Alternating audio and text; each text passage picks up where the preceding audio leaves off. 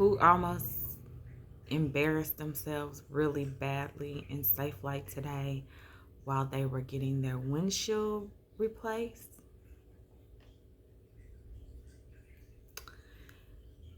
Not because of the work being done on my vehicle, but it's because of day 4 of the purpose-driven life. Today, it's a very full day for me. So many things to do. So in my multitasking, I thought to myself, just take your book up there while you wait for them to finish working on your vehicle.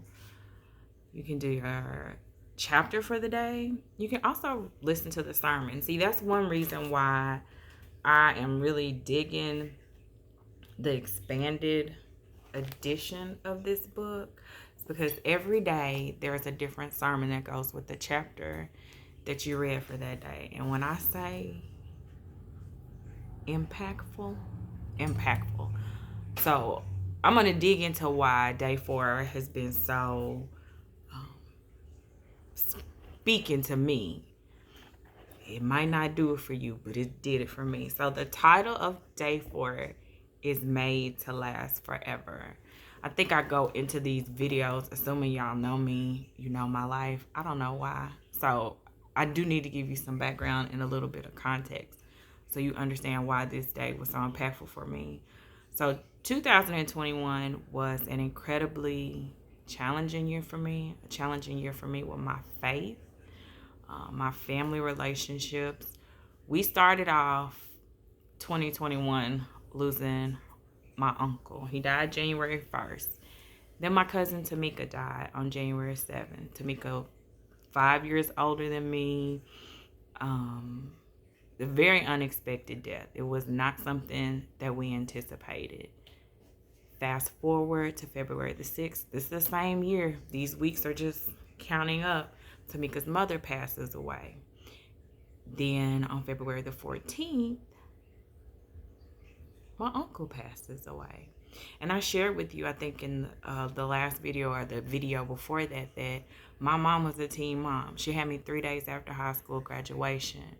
So these people that are passing away are very important to my life. They are pivotal in my life because I was raised by the family. I was a family baby.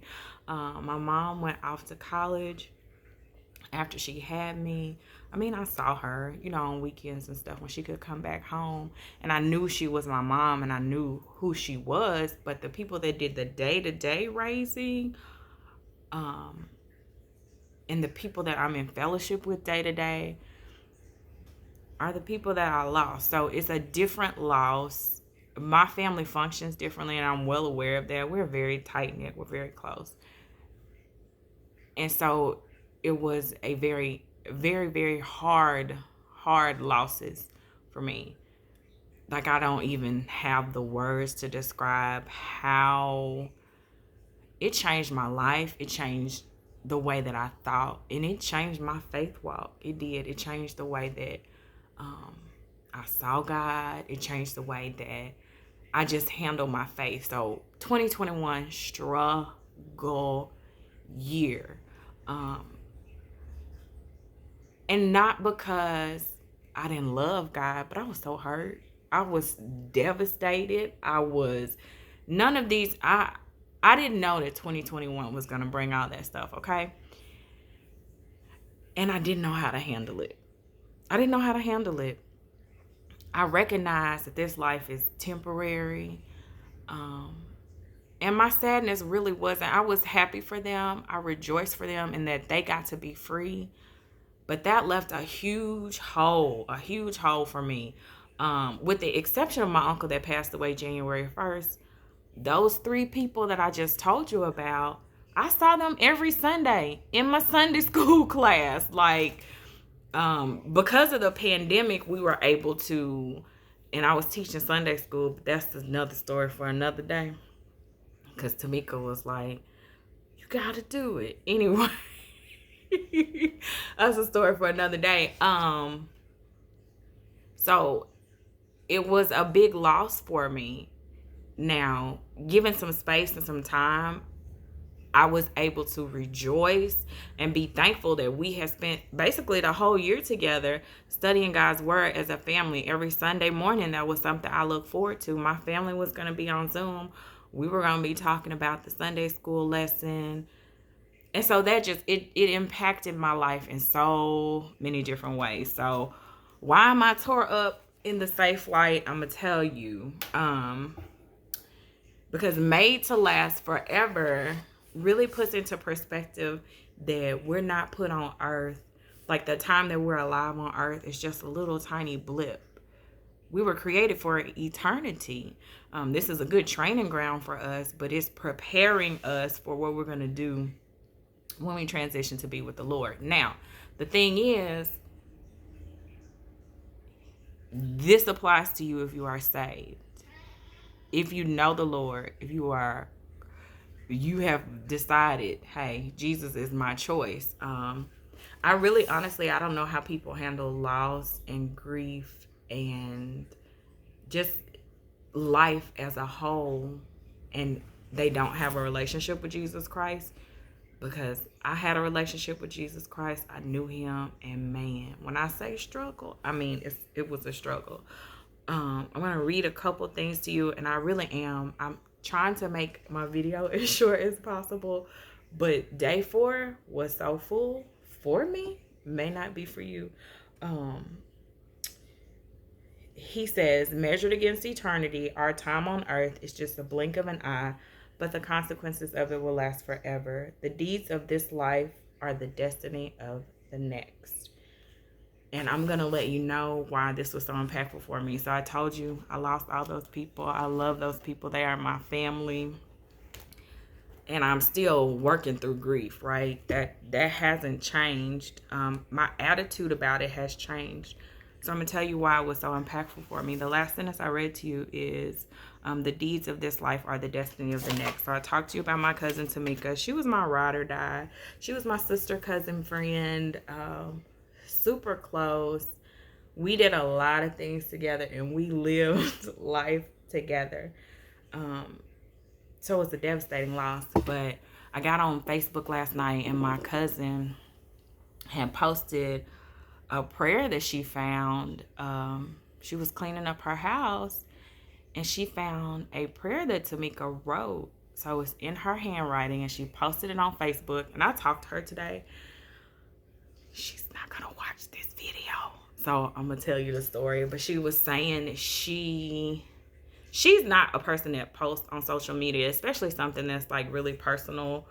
You know, some people, they post everything, and everything is for public consumption.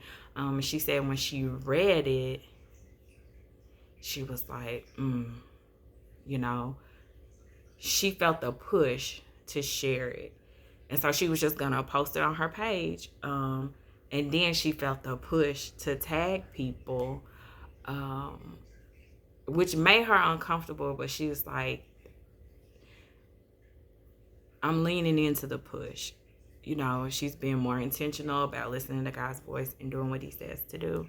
And so she tagged me in it. Great idea, because girl probably was not going to see it, because I really don't look on social media like that anyway.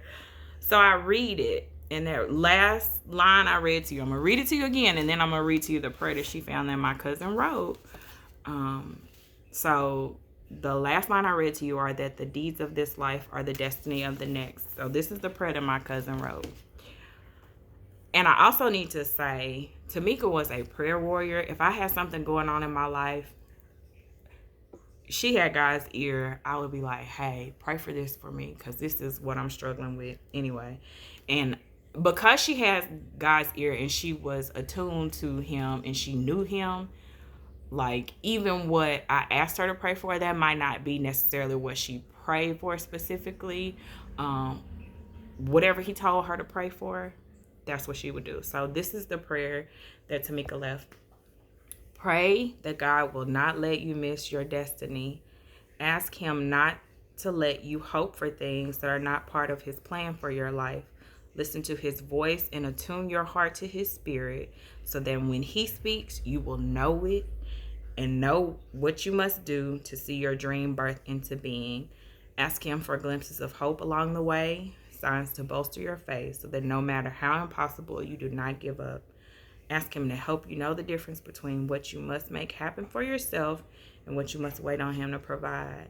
When required to act on faith, ask him for the courage and tenacity to strive forward with power and purpose. When he wants you to wait on him, ask that you will be granted the patience and peace needed to sustain in the season. Never lose hope that he will present you with a perfectly timed gift. Y'all, I didn't know Tamika wrote that prayer. I don't know when she wrote that prayer. There's not a date on it. I didn't know I was going to be doing purpose-driven life on this day at this time, but God did. And that is how intentional God is. And also, what a gift that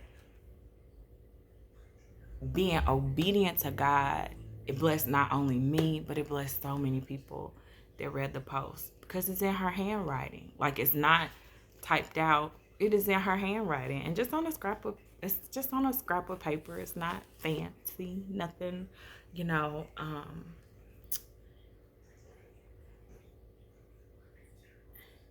She's gone. But her impact remains here with us, made to last forever. And if that doesn't resonate with you, I don't know what will. We're made to last forever. And day 4 really pushed me to be intentional. When God tells me to do something, I need to do it, because I don't know who needs to hear it. Like, even doing these videos, child, I've said it before and I'll say it again. It's not my idea. It's me leaning into what he wants me to do. I'm very uncomfortable with it, but you don't know how much that prayer blessed me. So I'm willing to do whatever he wants me to do, because I don't know how this will bless somebody else. It feels weird to me. It's uncomfortable for me. At times it feels like it's not really significant, but I'm going to be obedient, because I don't know what he's going to do with it, and I don't know who needs to hear it. So I hope that prayer blessed you. And I will leave today, my little talky talk. I will leave today, day 4. Also, the sermon for day 4. When I say I was about to be shouting in the safe light and just, they had a box of tissues on the counter, and I was like, thank you, God, because I think it's about to have to go down in here, because I cannot keep myself together. We're made to last forever. This is the verse for today, and I'm going to leave it with that. This world is fading away along with everything it craves. But if you do the will of God, you will live forever. And I'm committed to doing the will of God, because that's going to far outlast and far exceed anything that I can think of. It outlives you. It outlasts you.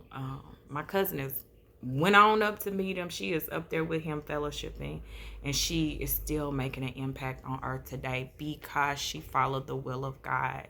And that is my prayer for y'all, that y'all will follow the will of God even when it's uncomfortable, even when you don't like it. Ooh, I've made vows not to cry on camera. Even when it pushes you beyond, just do it. You're made to last forever. And if you don't know Jesus, accept him. Open up your heart. Let him in. He has plans for your life. He has purpose for your life. And I am convinced, more convinced now than ever, we on day 4, and he's answering prayers, and he's speaking to my heart, me individually, personally. And my hope and my prayer is that he's doing the same for you. If you want to do purpose-driven life and you don't have somebody that will go through the days with you, I mean, that's part of the purpose of this video, but you can hit me up. And you want to talk about it day by day, we can do that too. Like, whatever it takes, I'm here and I'm willing, because this has blessed my life. And I want that for everybody. I want it for everybody. So y'all, that's it. That's all. I'm out of here. I came up out my cry, and so I can walk off easily.